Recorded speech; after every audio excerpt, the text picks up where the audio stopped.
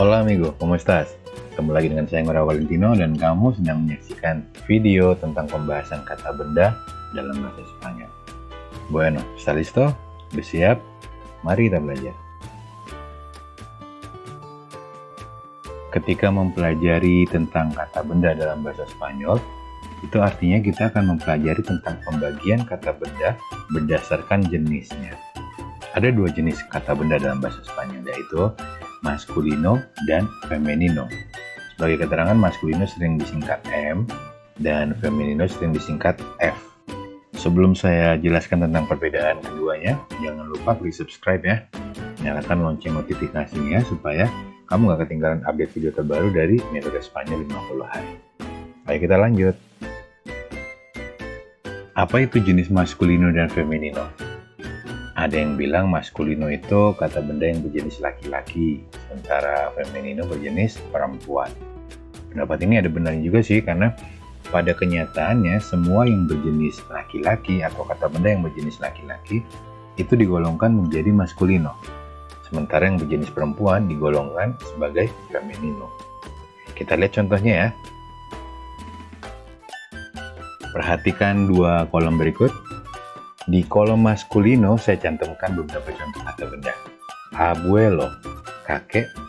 Tío, paman. Hijo, anak laki-laki. Niño, anak kecil laki-laki. Chico, cowok. Nah, kamu bisa lihat semua contoh kata benda di kolom maskulino ini berjenis laki-laki. Sekarang kita lanjutkan dengan kolom femenino. Abuela, nenek. Tia, bibi atau tante. Hija, putri atau anak perempuan. Niña, anak kecil perempuan. Chica, cewek. Nah, semuanya berjenis perempuan, ya kan? Sampai di sini kamu bisa ada bayangan perbedaan antara jenis maskulino dan femenino berdasarkan dari jenis kelamin seseorang. Saya yakin kamu punya pertanyaan seperti ini. Nah, terus gimana caranya mengetahui jenis maskulino atau femenino dari suatu benda mati? Karena benda mati nggak punya jenis kelamin, ya kan? Di dalam Kamus Besar Bahasa Spanyol, itu semua kata benda disertakan keterangan jenisnya. Tercantum keterangan M untuk kata benda yang berjenis maskulino, atau F untuk yang berjenis femenino. Jadi dari situ, kita bisa dengan mudah untuk mengetahui yang mana maskulino, yang mana femenino. Nah, sekarang ketika kamu sedang berada di dalam sebuah percakapan nih, terus kamu nggak tahu atau lupa gitu jenis dari sebuah kata benda. Kamu tinggal ingat beberapa panduan berikut ini. Jika kata bendanya manusia, membedakannya gampang ya. Kamu harus udah lihat, laki-laki itu udah pasti maskulino, dan perempuan udah pasti femenino. Tapi untuk membedakan kata benda seperti buku, rumah, pantai, dan lain-lainnya, tentu kita tidak bisa membedakan berdasarkan jenis kelaminnya, ya kan? Ada beberapa patokan, jadi patokan ini secara umum bisa kamu gunakan. Kata benda yang berakhiran O umumnya berjenis maskulino. Contoh, libro, buku, casco, helm, barco, perahu. Kemudian kata benda yang berakhiran A umumnya femenino. Contohnya casa, rumah, luna, bulan, playa, pantai, dan sebagainya. Sekali lagi, ini hanya patokan umum aja ya. Tapi ada beberapa juga perkecualian yang nanti kamu harus tahu. Yang dimaksud perkecualian itu seperti ini.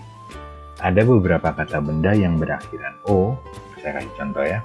Foto, mano, moto, radio, itu ternyata berjenis femenino. Sementara sebaliknya nih, ada beberapa kata yang berakhiran A, contohnya agua, dia, mapa, problema, dan sebagainya, yang ternyata berjenis maskulino. Untungnya jumlah kata benda yang seperti ini nggak banyak-banyak amat gitu, jadi gampang untuk ngafalinnya. Terus ada lagi beberapa petunjuk yang bisa kamu gunakan. Tapi saya nggak bahas di video ini ya. Silakan dibuka materi pelajarannya untuk mendapatkan petunjuk-petunjuk lainnya.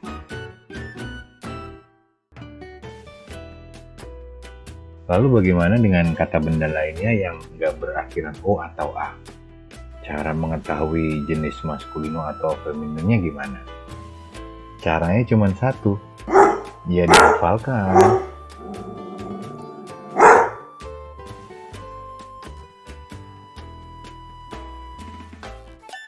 Oh ya, kamu juga harus tahu bahwa tidak semua kata benda itu berjenis maskulino atau feminino.